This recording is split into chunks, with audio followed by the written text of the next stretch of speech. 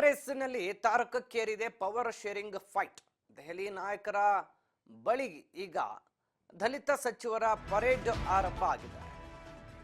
ಕಾಂಗ್ರೆಸ್ನಲ್ಲಿ power sharing ವಿಚಾರದ fight ಈಗ ತಾರಕಕ್ಕೇರಿದೆ. ಸದ್ಯ ದೆಹಲಿ ನಾಯಕರ ಬಳಿಗೆ ದಲಿತ ಸಚಿವರ ಪರೇಡ್ ಆರಂಭ ಆಗಿದೆ. ರಾಜಣ್ಣ ಹೇಳಿಕೆ ಬಗ್ಗೆ ಪರ ವಿರೋಧ ಚರ್ಚೆ ಕೂಡ ತೀವ್ರ ಆಗ್ತಾ ಇರುವಂತದ್ದು. ಪವರ್ ಶೇರಿಂಗ್ ಬಗ್ಗೆ ಎಷ್ಟು ಸಲ ಹೇಳಬೇಕು ಅನ್ನುವಂತ ವಿಚಾರಕ್ಕೆ ಸಂಬಂಧಪಟ್ಟಂತೆ ಈಗ ಟಾಕ್ ವಾರ್ ಶುರುವಾಗಿದೆ. ಅದು ಹೈಕಮಾಂಡ್ ತೀರ್ಮಾನ ಮಾಡುವಂತ ವಿಚಾರ.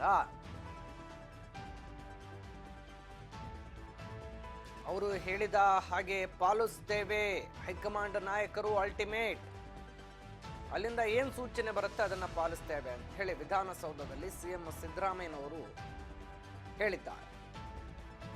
ದಲಿತ ಸಚಿವರ ಪರೇಡ್ ಒಂದು ಕಡೆ, ಮತ್ತೊಂದು ಕಡೆ ಕಾಂಗ್ರೆಸ್ನಲ್ಲಿ ಪವರ್ ಶೇರಿಂಗ್ ವಿಚಾರದ ಫೈಟ್ ದಿನೇ ದಿನೇ ಹೆಚ್ಚಾಗ್ತಾ ಇದೆ. ಈ ವಿಚಾರಕ್ಕೆ ಸಂಬಂಧಪಟ್ಟಂತೆ ಸಿಎಂ ಸಿದ್ದರಾಮಯ್ಯನವರು ಕೂಡ ಎಷ್ಟು ಸರಿ ಹೇಳಬೇಕು ಪವರ್ ಶೇರಿಂಗ್ ವಿಚಾರ, ಹೈಕಮಾಂಡ್ ಏನ್ ಹೇಳುತ್ತೆ ಅದನ್ನು ಪಾಲಿಸ್ತೀವಿ, ಹೈಕಮಾಂಡ್ಗೆ ಬಿಟ್ಟ ವಿಚಾರ ಅದು ಅಂತ ಹೇಳಿ ಸಿಎಂ ಪ್ರತಿಕ್ರಿಯೆ ಕೊಟ್ಟಿದ್ದಾರೆ.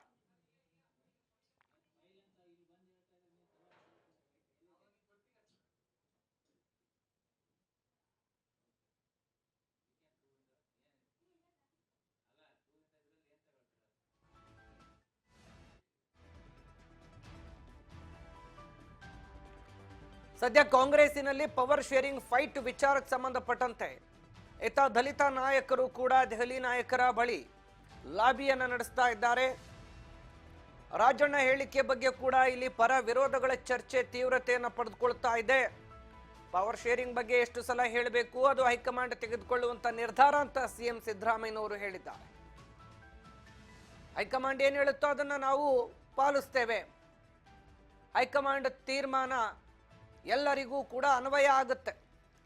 ನಾನು ಕಾಂಟ್ರವರ್ಸಿ ವಿಚಾರಗಳನ್ನ ಮಾತಾಡಕ್ಕೆ ಹೋಗೋದಿಲ್ಲ. ಡಿ.ಕೆ. ರಾಜಣ್ಣ ಅವರವರ ಅಭಿಪ್ರಾಯವನ್ನು ಹೇಳಿದ್ದಾರೆ, ಅದರಲ್ಲಿ ನಾನು ಉತ್ತರವನ್ನು ಕೊಡೋಕೆ ಹೋಗೋದಿಲ್ಲ ಅಂತೇಳಿ ವಿಧಾನಸೌಧದ ಬಳಿ ಇವತ್ತು ಸಿಎಂ ಸಿದ್ದರಾಮಯ್ಯನವರು ಸ್ಪಷ್ಟನೆಯನ್ನು ಕೊಟ್ಟಿದ್ದಾರೆ.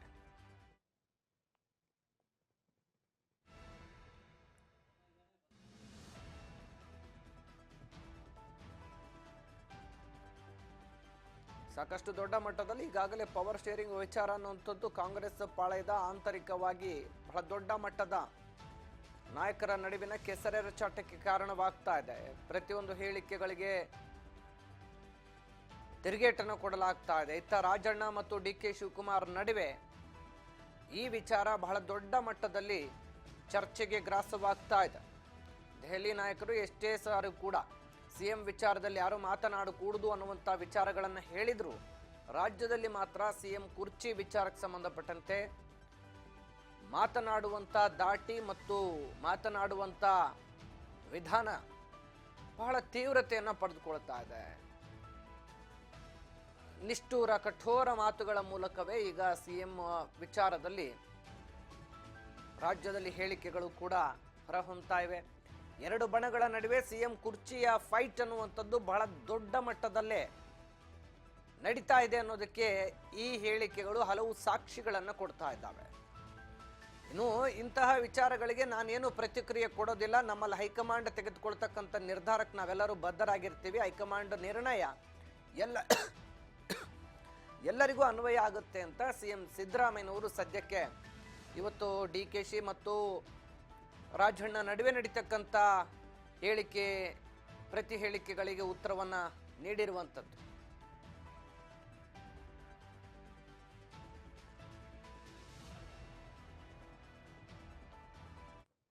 ಇದೇ ವಿಚಾರಕ್ಕೆ ಸಂಬಂಧಪಟ್ಟಂತೆ ಹೆಚ್ಚಿನ ಮಾಹಿತಿಯನ್ನು ಕೊಡ್ತಾ ಹೋಗ್ತಾರೆ ನನ್ನ ಸಹೋದ್ಯೋಗಿ ಬಸವರಾಜ್ ಹೂಗಾರ್. ಈಗ ನಮ್ಮ ಜೊತೆ ಫೋನ್ ಸಂಪರ್ಕದಲ್ಲಿ ಜಾಯ್ನ್ ಆಗಿದ್ದಾರೆ.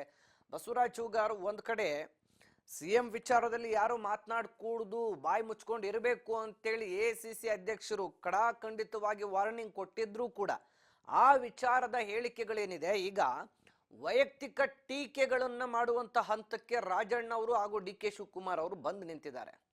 ಈ ವಿಚಾರದಲ್ಲಿ ಸದ್ಯ ಸಿಎಂ ಕೂಡ ನಾನೇನು ಪ್ರತಿಕ್ರಿಯೆ ಕೊಡೋದಿಲ್ಲ, ಅವರವ್ರ ಹೇಳಿಕೆ ಅವರವ್ರು ಕೊಟ್ಟಿದ್ದಾರೆ ಅನ್ನುವಂಥ ವಿಚಾರವನ್ನ ಹೇಳಿ ನುಳಿಸ್ಕೊಳ್ತಾ ಇದ್ದಾರೆ.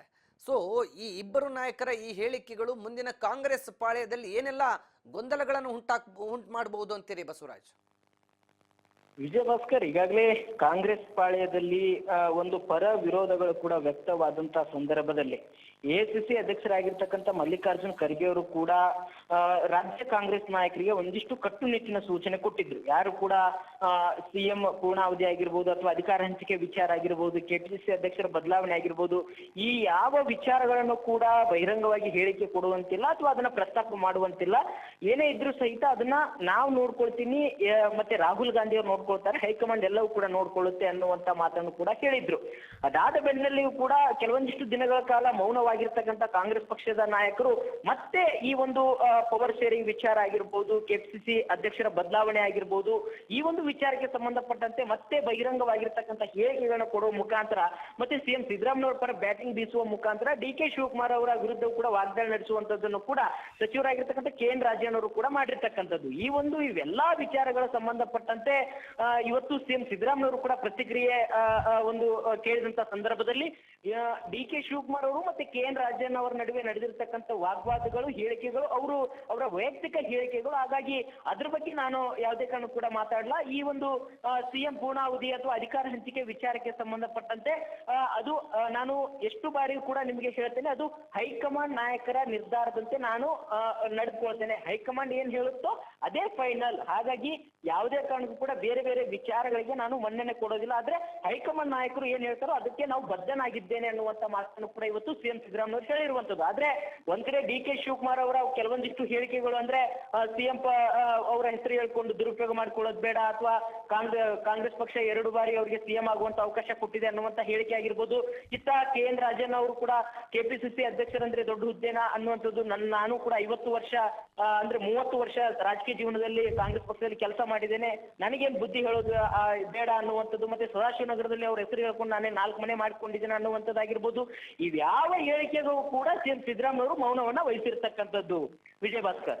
ಬಸವರಾಜ್, ಒಂದ್ ಕಡೆ ರಾಜ್ಯ ಮಟ್ಟದಲ್ಲಿ ನಾಯಕರ ಹೇಳಿಕೆಗಳಿಗೆ ಹೈಕಮಾಂಡ್ ಬ್ರೇಕ್ ಹಾಕುವಂತ ನೆಲೆಗಟ್ಟಿನಲ್ಲಿ ಪ್ರಯತ್ನ ಮಾಡಿದ್ರು, ಅದರಲ್ಲಿ ವಿಫಲವಾಗ್ತಾ ಇದೆ. ಇತ್ತ ದಿನೇ ದಿನೇ ಸಿಎಂ ವಿಚಾರದಲ್ಲಂತೂ ಗೊಂದಲಗಳಿಗೆ ಬ್ರೇಕ್ ಹಾಕೋದಕ್ಕೆ ರಾಜ್ಯ ಮಟ್ಟದ ನಾಯಕರನ್ನ ಎಷ್ಟೇ ಸಾರಿ ಚಾಟಿ ಬೀಸಿದ್ರು ಕೂಡ ಎಐಸಿಸಿಯಿಂದ ಆಗ್ತಾ ಇಲ್ಲ. ಇಲ್ಲಿ ಈಗ ಬಜೆಟ್ ಸಂದರ್ಭದಲ್ಲಿ ಈ ರೀತಿಯಾದಂಥ ಗೊಂದಲಗಳ ಹೇಳಿಕೆಗಳು ಮುಂದಿನ ದಿನಗಳಲ್ಲಿ ಸರ್ಕಾರದ ಅಸ್ಥಿರಕ್ಕೆ ಏನಾದರೂ ಕಾರಣ ಆಗುತ್ತಾ ಅಂತ?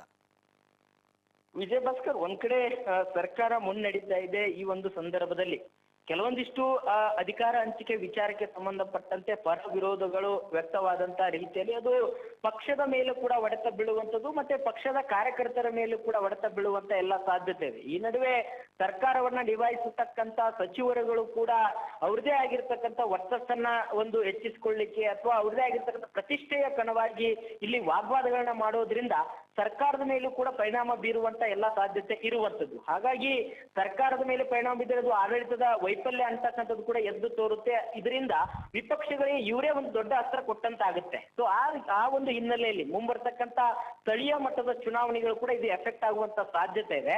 ಸೊ ಇದನ್ನೆಲ್ಲವನ್ನ ಗಮನಿಸಿರ್ತಕ್ಕಂಥ ಎಐಸಿಸಿಯ ನಾಯಕರು ಹಾಗಾಗಿ ಕೆಲವೊಂದಿಷ್ಟು ಬಾರಿ ಮಧ್ಯ ಪ್ರವೇಶಿಸಿ ಎರಡೂ ಬಣಕ್ಕೂ ಕೂಡ ಸಮಾಧಾನ ಪಡಿಸುವಂತ ಅಥವಾ ಎಚ್ಚರಿಕೆ ಕೊಡುವಂತ ಪ್ರಯತ್ನ ಮಾಡುವಂತದ್ದು ಕೂಡ ಮಾಡಿದ್ದಾರೆ. ಆದ್ರೂ ಸಹಿತ ಕೆಲವೊಂದಿಷ್ಟು ಸಂದರ್ಭಗಳಲ್ಲಿ ಹೈಕಮಾಂಡ್ ನಾಯಕರ ಒಂದು ಮಾತಿಗೆ ಕೂಡ ಕ್ಯಾರೆ ಎಣ್ಣದೆ ಅವ್ರದೇ ಆಗಿರ್ತಕ್ಕಂಥ ಹೇಳಿಕೆಗಳನ್ನು ನೀಡುವ ಮುಖಾಂತರ ಒಂದ್ ಕಡೆ ದೊಡ್ಡ ಮಟ್ಟದ ತಲೆನೋವಾಗಿ ರಾಜ್ಯ ಕಾಂಗ್ರೆಸ್ ನಾಯಕರು ಎಐಸಿಸಿ ನಾಯಕರಿಗೆ ಆಗ್ತಾ ಇದ್ದಾರೆ. ಸೊ ಇದನ್ನೆಲ್ಲವನ್ನು ಕೂಡ ಎಐಸಿಸಿ ನಾಯಕರು ಅಧ್ಯಕ್ಷರಾಗಿರ್ತಕ್ಕಂಥ ಮಲ್ಲಿಕಾರ್ಜುನ್ ಖರ್ಗೆ ಅವರು ಕೂಡ ರಾಜ್ಯದವರೇ. ಸೊ ಇವತ್ತು ಎರಡೂ ಬಣಗಳು ಕೂಡ ಅವ್ರನ್ನ ಭೇಟಿ ಮಾಡಿ ಅವ್ರದೇ ಆಗಿರ್ತಕ್ಕಂಥ ನಿಲುವನ್ನ ವ್ಯಕ್ತಪಡಿಸಿದ್ದಾರೆ. ಎರಡೂ ಬಣದವರಿಗೆ ಕೂಡ ಯಾವ ರೀತಿಯಾಗಿ ಸಮಾಧಾನ ಪಡಿಸಿ ಸರ್ಕಾರನ ಮುನ್ನಡೆಸಿಕೊಂಡು ಹೋಗಿ ಇದರಿಂದ ಪಕ್ಷದ ಮೇಲೆ ಕೂಡ ಪರಿಣಾಮ ಬೀರುತ್ತೆ ಅನ್ನುವಂತಹ ಒಂದಿಷ್ಟು ತಿಳುವಳಿಕೆಗಳನ್ನು ಕೂಡ ಹೇಳಿದ್ದಾರೆ ಅನ್ನುವಂತ ಮಾಹಿತಿ ಇದೆ.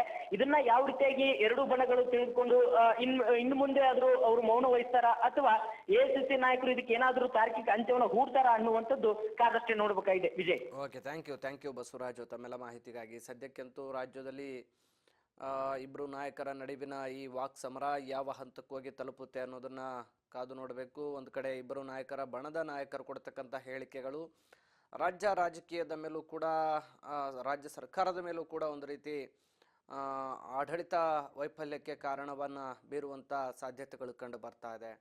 ಸದ್ಯದಲ್ಲೇ ಏನು ಬಜೆಟ್ ಮಂಡನೆಯ ಅಧಿವೇಶನ ಆರಂಭ ಆಗಬೇಕಾಗಿದೆ. ಆ ಸಂದರ್ಭದಲ್ಲಿ ಈಗಾಗಲೇ ರಾಜ್ಯದಲ್ಲಿ ಈ ರೀತಿಯ ಗೊಂದಲಗಳು ಉಂಟಾದರೆ ಸರ್ಕಾರವನ್ನು ತರಾಟೆಗೆ ತೆಗೆದುಕೊಳ್ಳೋದಕ್ಕೆ ವಿಪಕ್ಷಗಳಿಗೂ ಕೂಡ ಅಧಿವೇಶನದಲ್ಲಿ ಆಹಾರ ಸಿಕ್ಕಂಗಾಗುತ್ತೆ.